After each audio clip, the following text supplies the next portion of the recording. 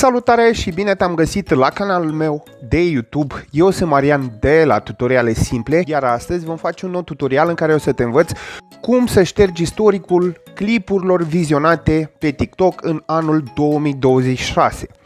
O să te învăț asta nu înainte să dai un like, să distribui și să te abonezi cu clopoțel, să bifezi opțiunea toate. Dacă în urmă cu ceva timp te-am învățat în anul 2025 cum se șterge acel istoric, de data asta vin cu un update nou și o să te învăț în anul 2026 cum să ștergi acel istoric de pe TikTok. În primul rând vom intra pe TikTok, vom merge în partea de jos la profil,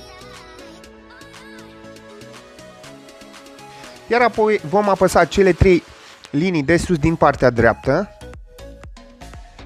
iar apoi vom da setări și confidențialitate. După vom merge în jos și vom da centru de activități.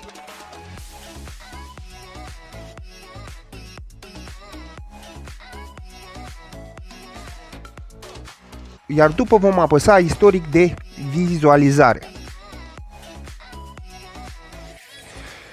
Vedeți, în momentul de față, istoricul nostru este afișat. Pentru a-l șterge tot, vom da sus selectează. Iar apoi vom apăsa în acest cerc de culoare albă, da? Până se face cu roșu. Iar apoi vom da șterge și încă o dată ne mai întreabă dacă vrem să ștergem, da? Apăsăm încă o dată butonul șterge. Iar în momentul de față, tot istoricul nostru a fost șters cu succes în anul 2026. Cam atât a fost și cu acest clip. Cu tine a fost Marian de la Tutoriale Simple. Nu uita să distribui, să lași un like și să te abonezi la cel mai tare canal de tutoriale din România.